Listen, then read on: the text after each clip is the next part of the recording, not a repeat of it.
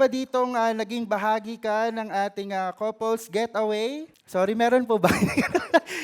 Be attentive, no? Meron! Ayan, palakpakan naman natin yung ating mga couple.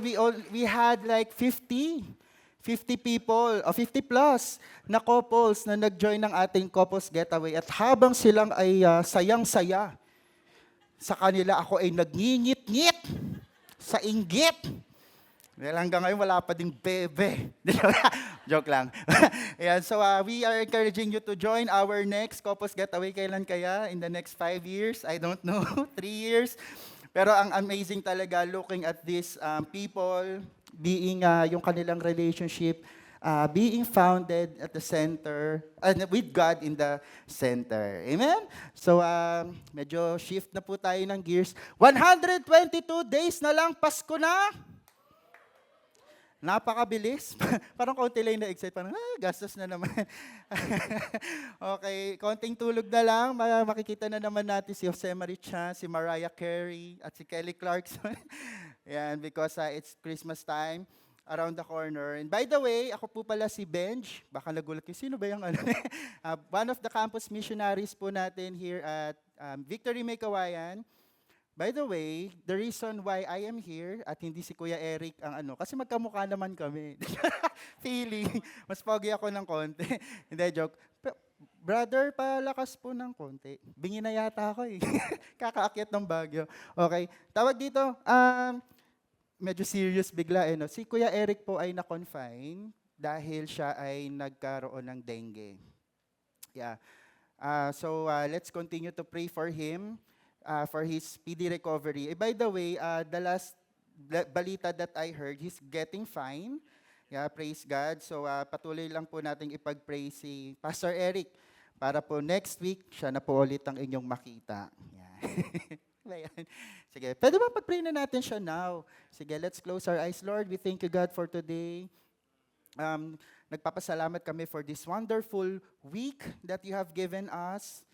But God, itinataas po namin sa iyo ang kapatid namin na si Kuya Eric. I pray, Lord, that we ask for favor sa kanyang kagalingan. Speedy recovery, God, provision, at lahat ng kakailanganin nila at ng buo niyang pamilya dito sa season nila ngayon of sickness. God, I pray for strength. I pray, God, for renewed power.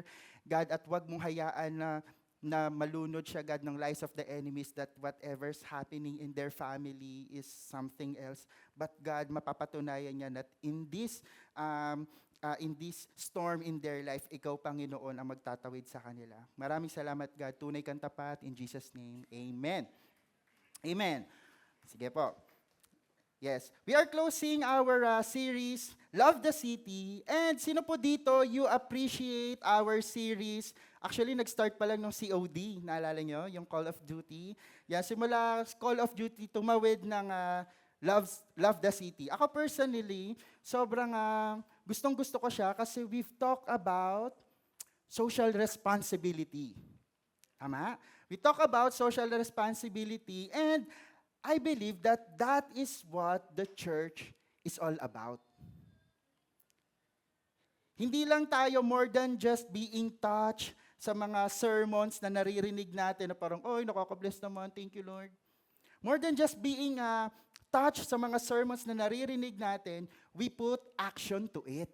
Diba? We become the hands and feet ng Lord in our city. We put faith or we put action in our faith. So maraming salamat again for the people who responded and said yes sa atin na sumama sa mga various activities natin. Kanina nag-report na si Kuya Lloyd. But here are some of, ang dami. Here are some of the things or some of the pictures na nagkaroon tayo ng initiative sa campus. Sa PCCM, yung mga sumama po sa amin to do the hope test sa Polytechnic College of the City of May Kawayan. Yan, maraming salamat po for joining and bringing the gospel there. Sa Task Us, yung mga nagpuyat, meron ba dito? Or hanggang ngayon, puyat pa din. Natutulog pa, bumabawi pa ng tulog. O nga, pumunta ng mga 9 a.m. 1 a.m. Hanggang nagpaumaga to talk to the Task Us people, minister to them sa mga companies, Mountain Dew. Mountain New, and many more. At marami pang iba. Sa gift giving na nangyari kahapon, sobrang nakaka-bless. Makita mo yung mga people. And actually, yun talaga yung one of the cries of my heart. Noon pa, nung nag-follow tayo, yung 10th year anniversary. Kasi sabi ko, Lord, grabe, 10 years na yung Victory May Kawayan, pero bakit parang hindi nalaramdaman ng paligid natin na we are a church? Diba? So, praise God kasi ngayon nangyayari na that people knows na hindi lang tayo basta ano ba yung mga nasa taas, di ba? Pero lumalapit tayo sa kanila and we are bringing the gospel and the good news to these people. Also dun sa evangelism training natin, last week, meron po bang nag-join ng evangelism training natin last week? And hopefully, na-i-apply po natin yung ating mga natutunan in doing the evangelism dahil ngayong week na to is our Bring One initiative. Yeah. So meron po bang mga nakapag-bring one dito ng mga bago nilang hindi man bago nilang naisama, kulari mga friends nila or company. Yan. Meron po ba, taas nyo naman yung kamay nyo if you nakapag-bring one kayo today? Ayun, sila Hana, palakpakan naman natin. Welcome! Sino po yung Ate Hana, sino po yung nadala nyo po? Sa friends. Hi, friends! Ayan, good morning po at welcome to Victory. Bigyan natin sila ng Victory welcome. Ayan, sorry po, alam nga pala, morning service pala to. So dapat demure lang tayo. Sige, sorry, medyo makulit po kasi tayo. Full of energy. Pero again, we want to welcome you dito po sa ating service. And hopefully, hindi po ito yung first and last time that we will see you here. Okay, all right. Excited po ako as I am doing this sermon. Alam niyo po, naniniwala ako na ito po yung gustong marinig. Gusto ng Lord na marinig natin for today. Alright, we are still in the book of Deuteronomy. Again, yan, the second law, the book or the scroll of Deuteronomy. And for the sake of the people na hindi nakasubaybay nung ating Deuteronomy, yan, kwento ko lang ng konti yung background. Kaya tinawag na second law, or Deuteronomy means second law, is because, di ba alam naman natin, the Israelites, tigas ng ulo, so nag-road trip sila dun sa wilderness. Tambay muna sa exile. And finally, nung new generation na of Israelites ang papasok sa promised land, kailangan nilang marinig ulit yung law, the Torah. Sabihin nyo nga po, Torah. Torah, yan. The Torah is the book of law. Specifically, yung book of law is the Genesis, Exodus, Numbers, Leviticus, and then Deuteronomy. So pag binasa nyo yung Deuteronomy, bakit parang naulit na to? Kasi nabanggit na yon sa Leviticus. Inulit lang, binasa lang ulit. Para yung next generation, pagpasok nila sa promised land, alam nila kung ano yung inutos ng Lord doon sa mga nauna pa sa kanila. At parang sinasabi doon ni Moses na, ito yung mga law ha, ito yung mga dapat nyong sundin. Huwag nyong gayahin yung mga old generation na antitigas ng ulo. For you to flourish in the promised land, in the land that the Lord will give you, ito yung mga dapat nyong gawin. Yan. So kaya meron po tayong Deuteronomy. Alright, so we will be reading from Deuteronomy chapter 16, verses 18 to 20. Yan, tayo po tayo. Ito pala. Tayo po tayong lahat. And punta tayo sa page 92. Page 92, and we will be reading from Deuteronomy 16, verses 18 to 20. Kapag andyan na po kayo sa page 92, pwede po bang pasabi ng amen? Amen. Sabay-sabay po tayo. You shall appoint. 1, 2, 3. Let's go. You shall appoint judges and officers in all your towns that the Lord your God is giving you, according to your tribes, and they shall judge the people with righteous judgment. You shall not pervert justice. Yes. You shall not accept a bribe, for a bribe blinds the eyes of the wise and subverts the cause of the righteous. Justice and only justice you shall follow, that you may live and inherit the land that the Lord your God is giving you. Panginoon, maraming salamat for the reading of your word. As we go through this, we pray, God, that you bring forth in our hearts, a heart with a heart that longs for righteousness. An upright heart, Panginoon. I pray, Lord, na kung ngayon pa lang, kung may meron sa amin dito, medyo kalyado na yung puso, Lord. Corrupted na yung puso, Lord. Salamat kasi itong maririnig namin ngayon will bring new passion, will bring new heart, a heart of flesh. In Jesus' name we pray. Amen. Amen. Pwede na po tayong maupo. Okay. Actually, no, pag binasa po natin, parang gets na agad, no, kung saan pupunta yung pag-uusapan natin. But, yung portion ng binasa natin, okay, yung portion ng binasa natin ay part na ng collection of the law given to Israelites. Kaya po, pag inaaral natin yung Torah, specifically the Torah, or the book of law, hindi po natin siya paano ba? Usually kasi pag binabasa natin, lalo na yung Old Testament, lagi nating binabangga sa mga laws din natin. Diba? Halimbawa, pag nakikita mo, sabi dito sa Deuteronomy, bawal daw kumain ng damo. Bawal daw kumain ng dugo, ganyan. Sa kanila yun. Sila kasi yung first audience nun. So wala kang kinalaman doon. Israelite ka ba? Hindi naman. Di ba? So kapag inaaral natin yung Torah, ayan po, para po pag nagde-devotion kayo, ang kukunin natin is its principle. Ang kukunin natin is the wisdom of God in that law. At yun yung titignan natin, paano na ba siya ngayon in our current life.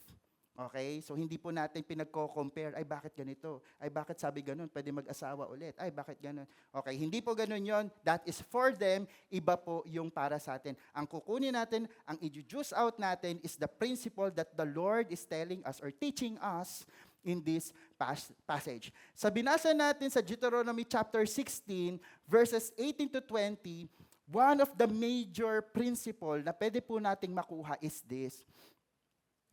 We can judge with righteousness, for our God judges with righteousness. Again, we can judge with righteousness, for our God judges with righteousness. Ire-resemble natin yung mga sarili natin. Ganito naguhusga yung ating Panginoon, paano ba tayong manghusga sa ating mga kapwa? Alright, so, to love our city, di ba? We are in the theme or we are in the series of loving the city.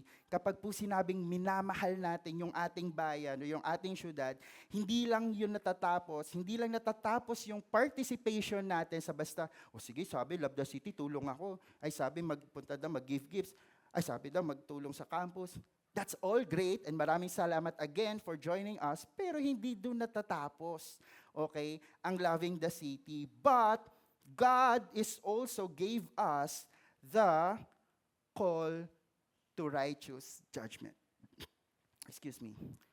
Call to righteous judgment. Kapag sinabi po natin yung word na righteousness, yan. Hirap pala nung clicker natin today. Yan. Pag sinabi po natin righteousness, ibig sabihin po, it means living in right relationship with God, with other people, and other creation. So nagsisimula yung living natin in righteousness. First, kung tama yung relasyon natin, una daw with God. Okay? Okay ba is our relationship with God right? O kaya kapag Sunday lang tayo, okay na okay tayo, tapos kapag balik ng Monday, rakrakan ka na naman, walwal ka na naman. Do we have the right relationship with God? Or is our relationship with other people are good? Okay ba tayo dun sa relasyon natin to other people? Or dun lang tayo okay sa, kasi siya madali siyang mahalin, so talagang I will give my everything. Pero dun sa mga taong hindi nakamahal-mahal, do we show a right relationship with them? Or ano na lang, wala naman akong pakinabang dyan. Okay, mamaya pupuntahan natin yan. And last, relationship with other creation.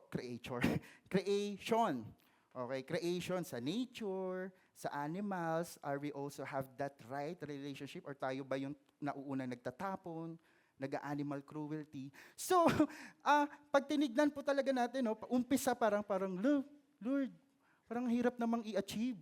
Di ba, umpisa pa lang, binagsakan ng God tayo, righteousness. Kaya ba to, Lord? Kaya ba namin to live in righteousness?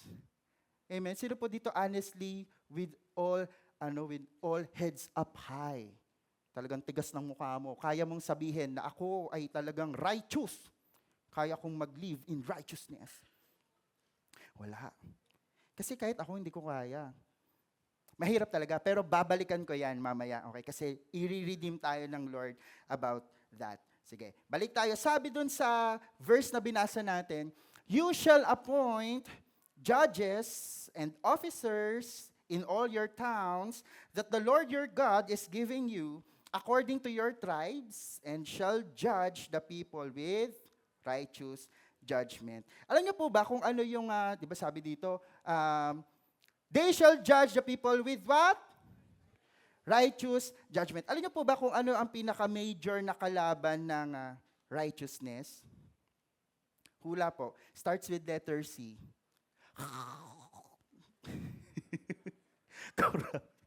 Corruption. Corruption. Yun po ang matinding kalaban ng righteousness. At pag sinabi po natin yung word na corruption, hindi lang to basta yung nakaw ng pera, kasi yun na yung pag-iintindi natin pag sinabing corruption, magnanakaw, ay magkukulimbat ng pera. But when we say corruption, okay, it refers to dishonest or unethical behavior by a person in a position or power, typically for personal gain. For personal gain, gagawin yung lahat para sa pangsariling kagustuhan, sa pansariling, ano nga yung Tagalog ng personal gain? Pansariling kapakanan. Okay? And sa totoo lang, ilang beses natin makikita in the Bible na ang careful talaga ni Lord sa instruction whenever they choose a leader. Laging may qualification. Di ba, kay government pa yan, kay leaders in the church, kay leaders in the community. The Lord is so much invested. Invested ba yung tamang term? Talagang pinapakilaman ng Lord. Kasi number one, si Lord yung nag-a-appoint ng mga tao. Pero praise the Lord kasi ginagamit niya yung mga tao to appoint the appointed. Nagets ba? Medyo nakakahilo lang. Pero ginagamit tayo ng Lord para piliin kung sino ba yung mga magli-lead sa atin. Okay, when I said na magli-lead, lalabas tayo na more than just our leaders nga in the government, someone that we follow. Someone na nagkakaroon ng influence in our lives. Again, the Lord is so much careful about choosing the right leaders because these people will reflect God's righteousness in their decision making. Okay, these people will reflect God in their decision making. So when we choose our leaders, gaya ng sinabi ko kanina, hindi lang yung leader sa government, hindi lang yung leader sa PTA, or sinong leader pa man, pero kung paano ba tayo pumipili ng mga tao who will lead us, who will have an influence with us? Do we choose people na alam nating magre-represent ng righteousness and justice ni God? Or pinipili lang natin siya, ay kasi pogi. Ay kasi kasi ang ganda niya. Di ba? Ay kasi magaling siyang sumayaw. She's smiling, let's see. Sobrang amazing. Di ba? Ay, yan yung pipiliin kong pastor kasi talagang nagpapatawa, napakagaling. Or minsan, pinipili natin yung some that will lead us or will influence with us kasi, ay, kaya kanyang bigyan ng pera, ay, makikinabang ako. Diba? At the end of the day, it's all about you pala. You being entertained, you being fulfilled, you being comforted, may pakinabang ka. Corruption. Something for personal gain. Kaya may call for us for righteous judgment. Kasi alam ng Lord na ang bilis gumapang ng corruption in us. Ang bilis mag-cripple in ng corruption in us. And in the similar scale, or in the smaller scale rather, in the smaller scale, di ba madalas we judge people. Okay? We judge people based sa kung ano yung ambag niya sa buhay mo. Tama? Sometimes ganun talaga, kapag mukhang walang pera to, ay hindi ko to kakaibiganin. Diba? Hindi ko tutulungan to kasi wala naman akong wala naman akong pakinabang dyan, di ba? Wala naman akong ROI dyan. ROI? Ginawa investment yung tao. Mambira ako. Kaya kapag may mga mahihirap, di ba, pag may nakita kang pumasok dito, by the way, pwede ba akong magsumbong? Matagal naman na to, Kuya Lloyd. As in, matagal na, pre-pandemic pa. Para lang aware tayo. Ikat to sa video.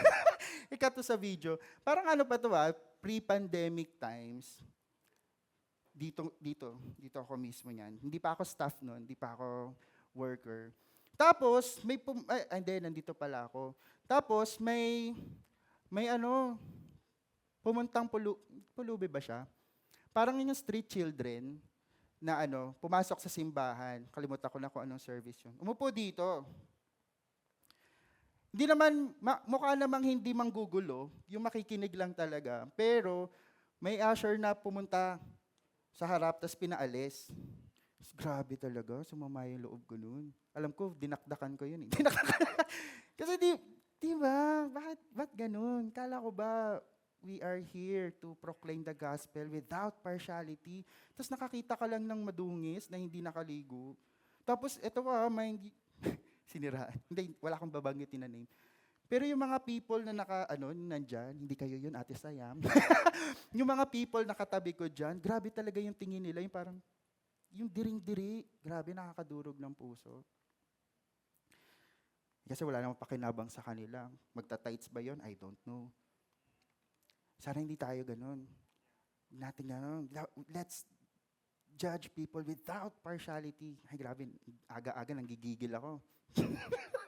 Teka lang. Okay, ako basta yung mga yung mga iwa-one-to-one ko, yung mga ibibiji ko, yung mga business people lang. Yan, kasi sabi nila, di ba, yung surround yourselves with the people that you want to be. Pambihira, wala sa Bible yan. Di ba?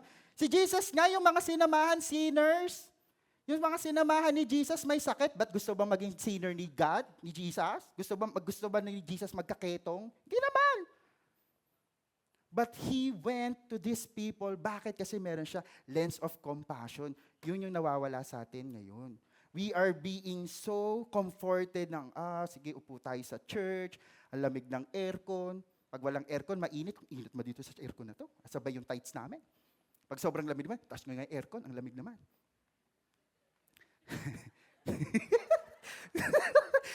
G, yeah, actually ako ata yun, di ba?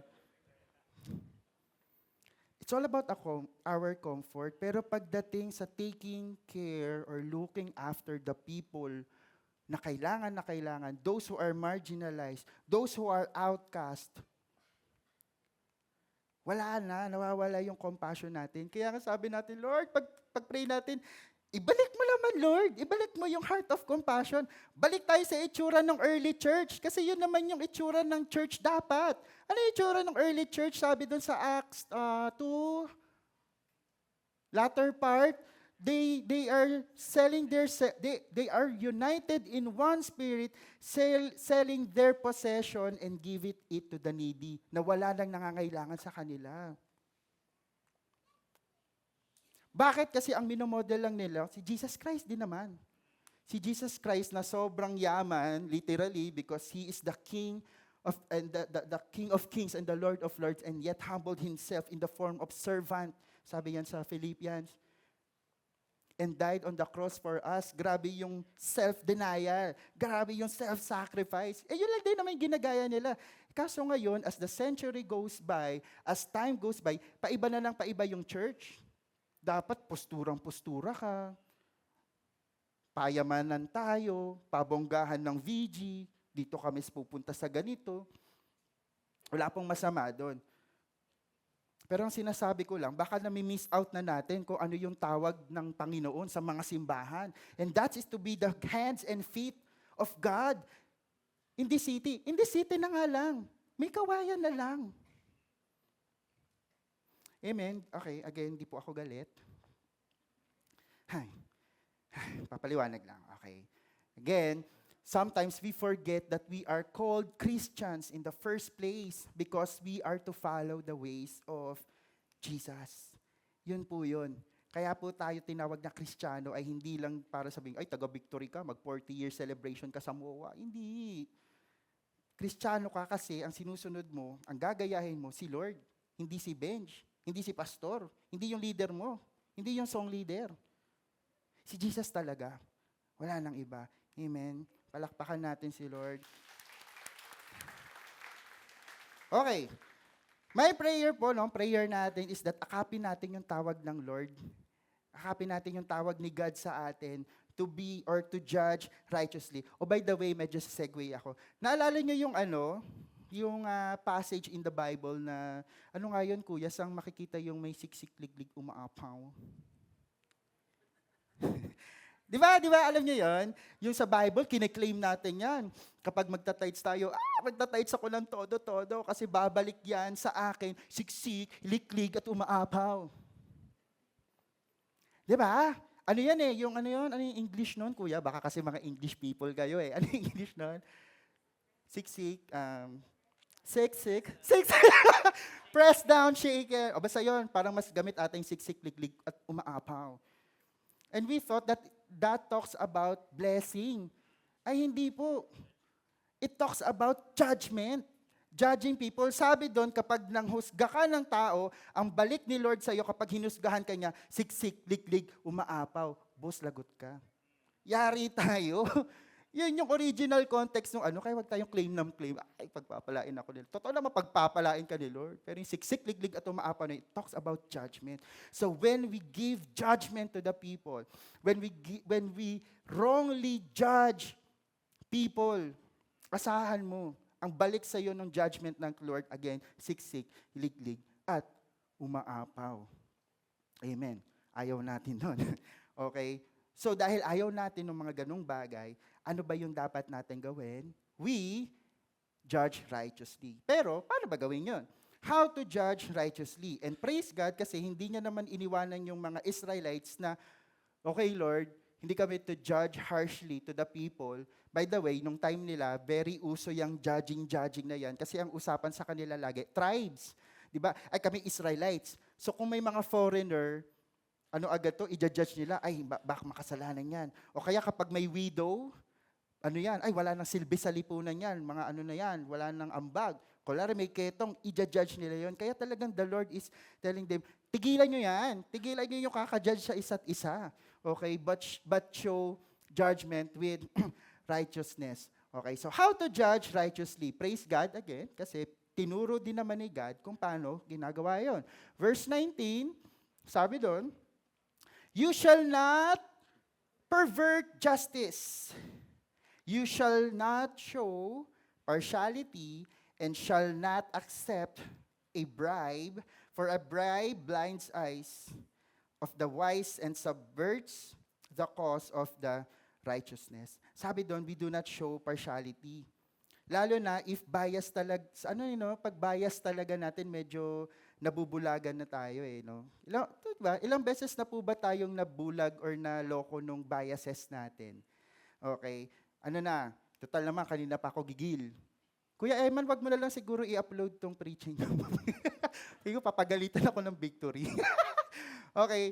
Total naman, kanina pa ako ajit na ajit, mag-real talkan na tayo. Diba? Sa totohanan, there are a lot of times, dito na lang, church setting na lang. Sa church setting, di ba, ilang beses na bang nangyari na kinampihan mo yung friend mo Di ba may kaaway yan? Tapos nagkampihan kayo. Ay, ito talaga, ito talaga, ito talaga. Tinulungan mo pang siraan yung kabila kasi nga, friend the friend mo eh. Tapos at the end of the day, nilaglag ka din. Di ba? At the end of the day, ikaw din yung chinismis. Ay, siksik, liglig, umaapaw. Ang para sa'yo. Di ba? Ilang beses na tayong naloko niya, anong partiality natin, and yet, paulit-ulit pa din tayo. That's how distorted our judgment are. Amen? Sabi doon, you shall not accept bribe. Ano ba yung bribe? Yung kasal. Yung suhol. You shall not accept bribe. Thou or suhol. That cause, the eyes of the wise and subverts the cause of righteousness. Of the righteous po, sorry. Diba? Ganun din eh. Ganun na, kaya yung mga kami, yung mga pastors, mga campus missionaries nyo, careful po talaga kami when we are receiving. Of course, we know how generous you are, and maraming salamat po for being generous. Quality ng Lord na in-instill sa atin. Pero minsan, ingat tayo sa ganun. Minsan, di ba, kunwari, bibigyan ka, paaamuhin ka, bibigyan ka ng kung ano-ano, para pag dumating yung time na may pangangailangan naman sa'yo, ayun na. Kaya nga tayo nadadaan yung number 1. Ano nga ba yung number 1 natin? Partiality. Kaya ka nagkaging partiality. Ay, naging close na kami. Ay, pumunta siya ng Baguio, binigyan ako ng ube jam. Yeah, at meron po ba akong ube jam? Joke lang.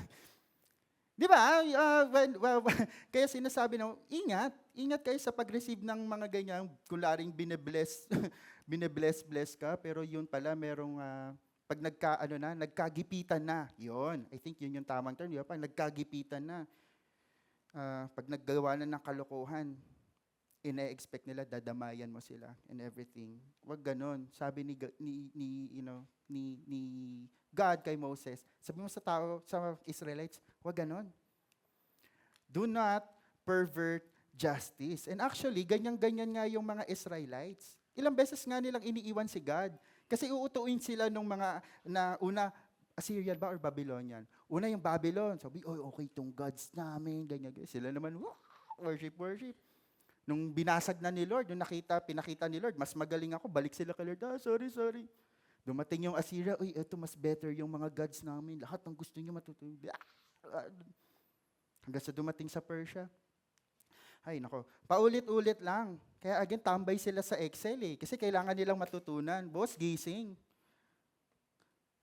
You are doing wrong judgments in your life. Ilang beses na kayong inuuto, hindi nyo ba nakikita? Pero paulit-ulit pa din.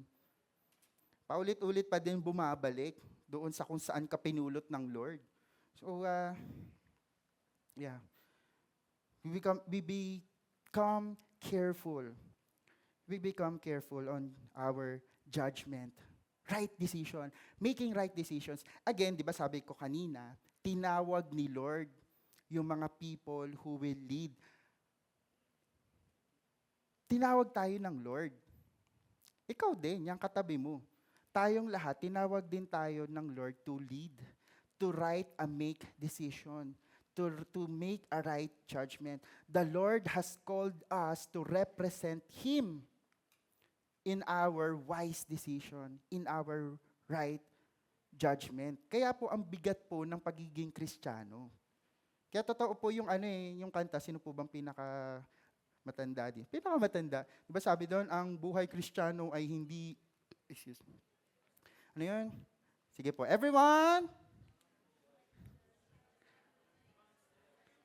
Ay, masayang tunay. Hindi ko masabi. Diba, ang buhay daw ng Kristiyano ay, para ba yun, hindi lang puro hallelujah, hindi lang masayang tunay. Kasi talaga, more than the challenges, iba pa nga yun eh. Iba pa yung challenges. Yung responsibilidad na binibit-bit mo yung pangalan ng Panginoon. Iba pa yun. And actually, yun nga yun. Kaya kakabahan talaga tayo when we go outside, pag humarap tayo dyan sa mga crew na yan, nire-represent mo agad, hindi victory. Huwag mo nang isipin yung victory. Ang isipin mo si God. Si God yung nire-represent natin. Amen? Kaya talagang, every day of our lives, Lord, kailangan ko ng grace mo. Lord, kailangan ko pala talaga ng power mo. Kasi apart from you, wala. Wala talaga. Ano talaga, hindi makikita ng tao na buhay ang Diyos. Kasi ang selfish talaga natin, again, corruption creeps in us easily. But because of the power of God, because of the power of the Holy Spirit, magagawa natin, okay, to represent Christ in this world. Kaya po, kapag pressured po tayo by our biases, kapag pressured po tayo to make a decision na laging, Lord, ano na bang gagawin ko? Lord, how can I judge rightly? How to make a sound judgment?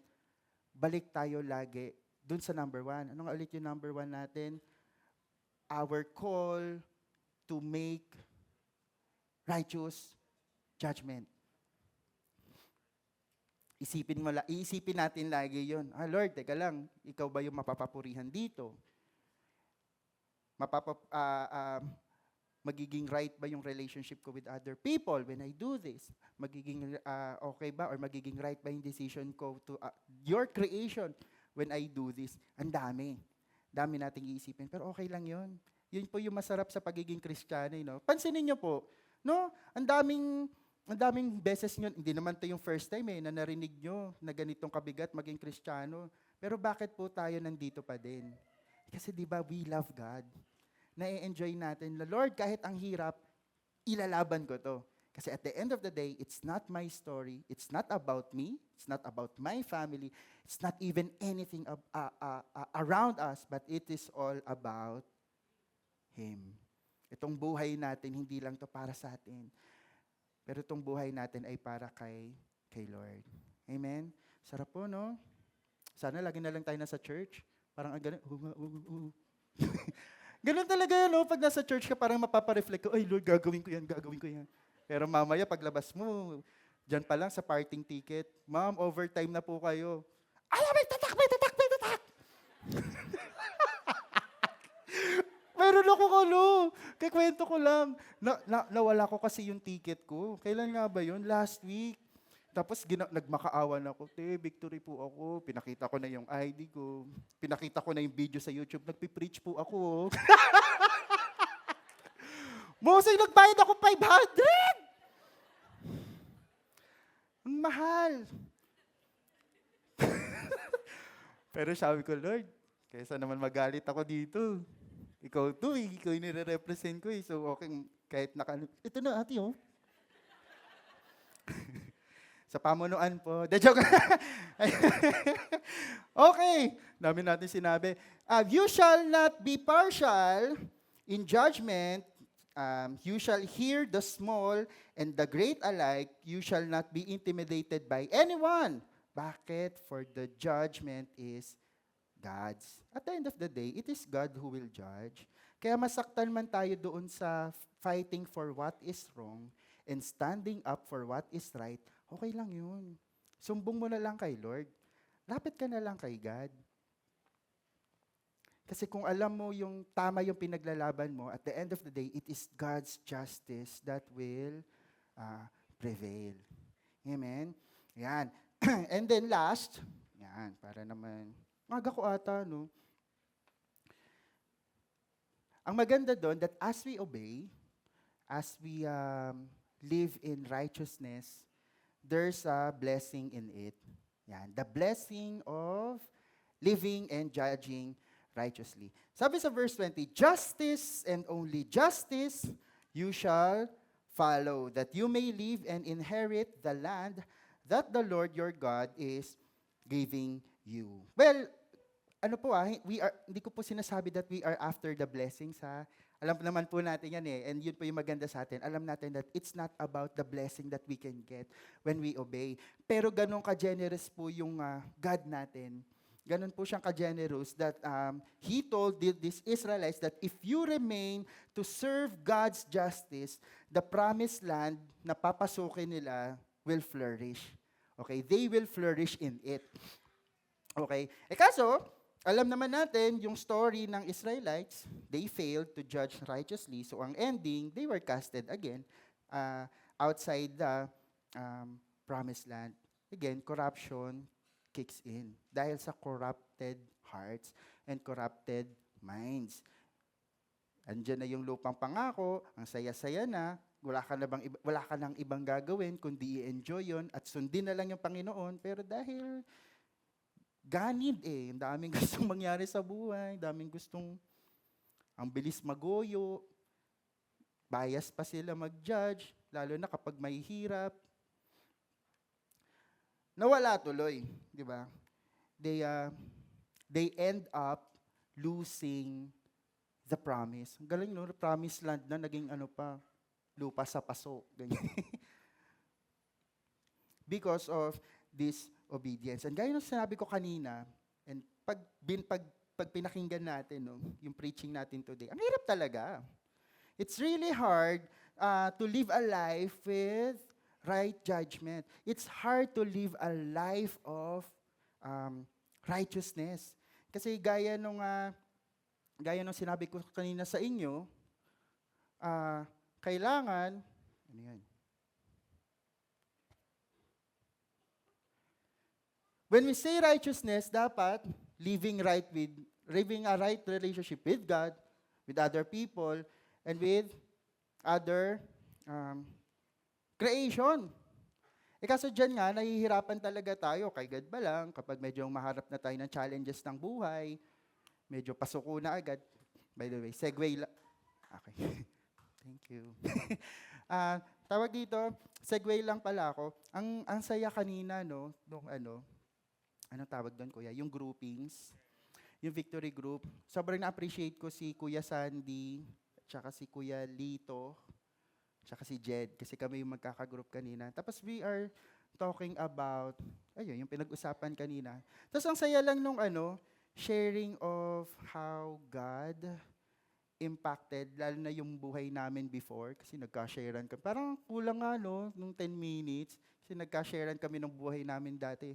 Tapos pag tinignan mo talaga, no, yung buhay na walang Kristo, ang layo dito. Pag wala kang God ka talaga, medyo kwento ko lang ng quick. Dati kasi, nung college ko na kasi nakilala si Lord. Okay? Nung before that, may season ako in my life na galit ako kay Lord. Kasi, hindi naman kami mayaman before, pero parang gano'n, from riches to rags yung peg namin. Yan, dati splurge kami yung pera. Splurge yung pera. Tapos bigla kami naghirap nung nawalan ng work yung dad ko. So dahil medyo lumaki akong, di naman sobrang spoiled, pero dahil hindi naman ako sanay sa mga labor work, kasi nagtinda kami ng turon noon. Bossing, talagang hiyang-hiya ako. Turon po, turon. Kasi wala naman akong concept noon na dapat nagtutulungan kaming pamilya. Basta ang nasa isip ko, galit ako kay Lord, pinaghirap niya kami.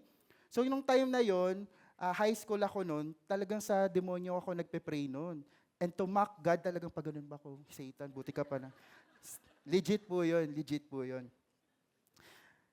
Pero buti na lang, niligtas ako ni Lord. Buti na lang talaga, no? Nung college na ako, third year college ako, nung I was introduced to Christ by my friend, Victory Metro East. Yan, doon ako nagkaroon ng relation. Next time ko nakikwento yung moment ko kay God kasi sobrang out of this world experience. Pero ganun nga, every time na nakaka-experience tayo minsan ng challenges in life, yun talaga, ang pinakauna nating babaklasin sa buhay natin, relationship agad with God. Pansinin nyo yun. Pag kulang yung pera, di ba, hindi ka na nakakapag-pray minsan, sino ba yung mang-uutangan ko dito, sino ba? Laging ganun, laging si God yung inaalis in the picture. So paano yun? Paano pa yung pag sinama natin yung with other people? Pag pa lang, inalokan mo, sis, bili ka naman ng longganisa ko. Sis, wala akong pera. Ay! Galit ka na agad. So paano na agad yung living in righteousness with people? Bilis nating ma-offend. Tapos with other creations pa. Nakita ko, si ate kanina dumura. Joke lang. Joke lang. Wala ko tinuro.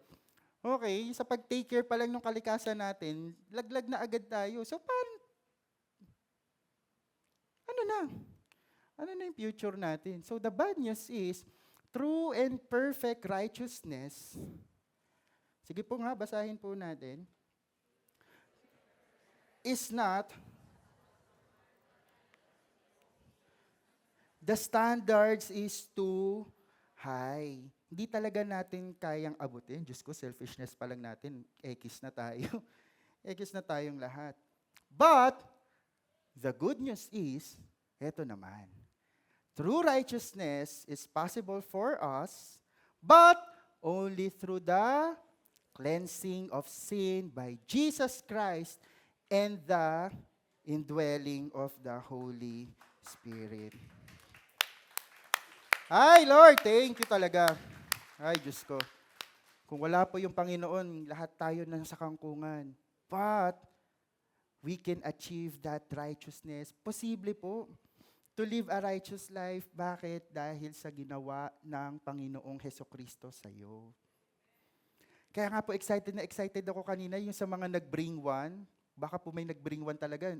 Naiyak ka pa kanina. Taas mo na yung kamay mo. excited ako kasi ito yun eh. Kapag naintindihan mo, pag naintindihan natin, yung kapangyarihan ng Panginoon na kayang magbago ng buhay. Pag tinanong niyo po yung mga kapatiran natin, ma-amaze kayo sa mga kwento niyan. Di naman magagaling yung mga yan na kaya nilang, nag-decide ako na hindi na ako mambababae next week. Walang ganun. Walang nag-decide na ititigil ko na yung bisyo ko, next week wala na. Kahit for the sake nung nililigawan niya, hindi, wala. But only by the power of Jesus and the indwelling of the Holy Spirit, kaya po tayo namumuhay ng righteous.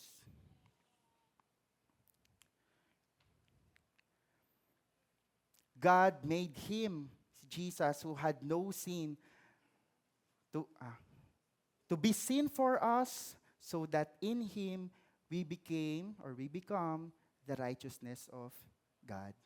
Ang nakikita ho ng Diyos Ama sa atin ngayon, righteousness ni Jesus. Kaya kaya natin.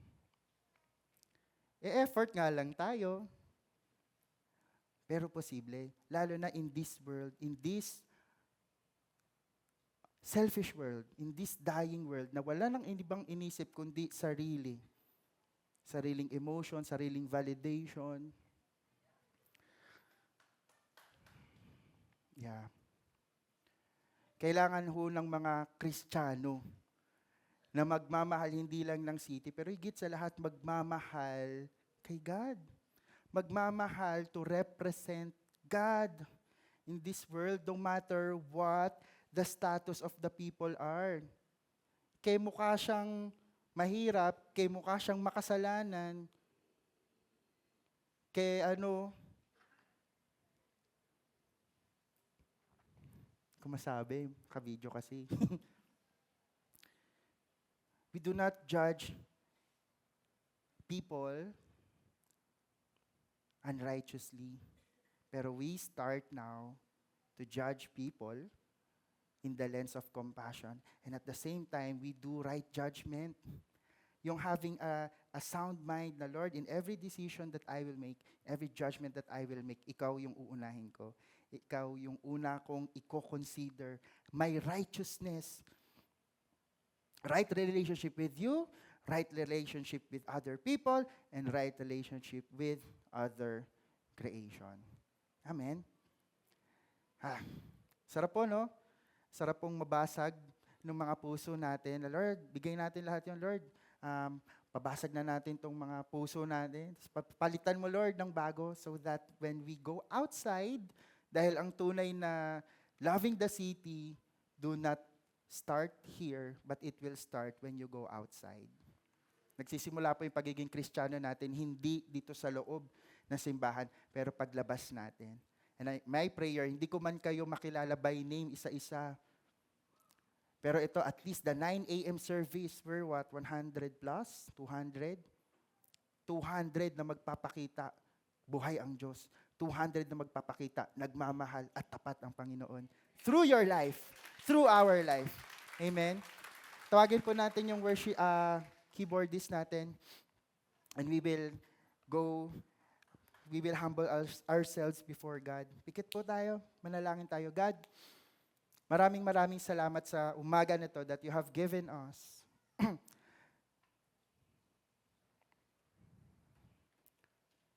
Meron po akong special na group of people muna that I would like to pray. Sabi natin kanina that the true righteousness can only be attained or can be possible by Jesus Christ and in the filling of the Holy Spirit. Nagsisimula po yan by recognizing, Lord, makasalanan ako, Lord, wala akong kayang gawing tama, not until you intervene in my life. So we are going to humble ourselves. If this is you, ikaw tong taong to na for the longest time, ikaw yung hari ng buhay mo, ikaw yung reyna ng buhay mo, ikaw yung Diyos ng buhay mo. And you just know that the Lord is calling you right now. Nak, tama na yan. Tinatawag kita to a righteous living, to a righteous judgment. At magsisimula yan when you surrender your life to me and allow me to take over. You allow me to transform you. You allow me na kunin yung mga parts of you na hindi maganda and turn it into something that is kingdom-worthy. It starts with a life surrendered to God. So kung ikaw to, this is the first time that you will declare in your life, Lord, hindi na ako to, pero itong buhay ko para sa'yo, ginagawa kitang Diyos, at tinatanggap kita bilang Diyos at tagapagligtas ng buhay ko. Pwede po bang pakitaas po ng mga kamay ng mga taong gustong tanggapin ang ating Panginoon to be their Lord and Savior? The first time that you will do this.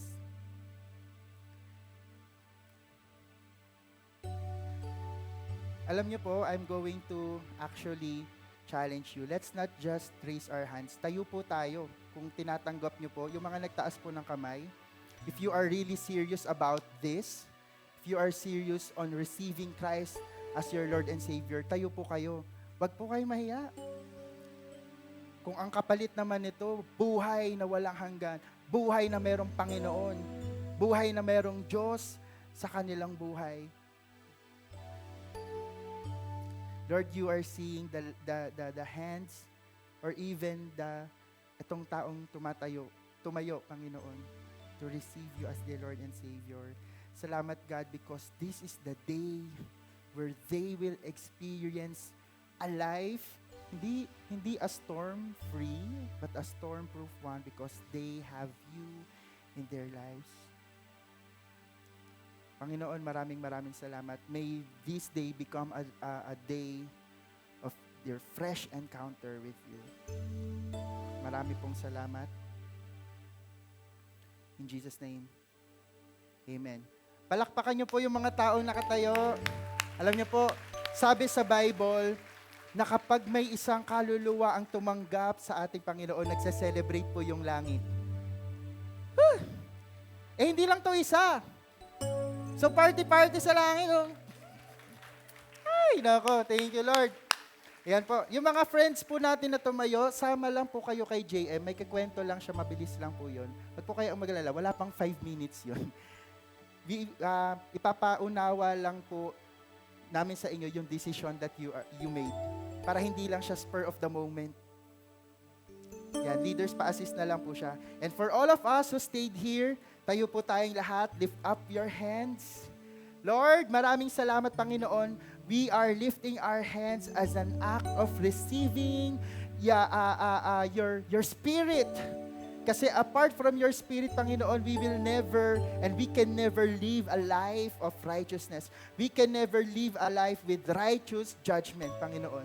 So maraming salamat, God, because again, you are raising a generation of people who loves to follow you, who loves to make a righteous judgment, and who loves to give up their life for the sake of your kingdom. Maraming salamat, Panginoon. Pagpalain mo ang bawat isa sa amin na nandito, hindi lang ng mga material na bagay, but higit sa lahat, pagpalain mo kami ng character mo, Lord, so that when we go outside our churches, when we go outside this hall, ang maipapakita namin, Panginoon, hindi kagalingan namin, hindi kalakasan namin, pero kapangyarihan mo that can transform even the dirtiest life from ashes to beauty. Maraming salamat, God. Pinupuri ka namin sa pangalan ni Jesus. Amen. Amen.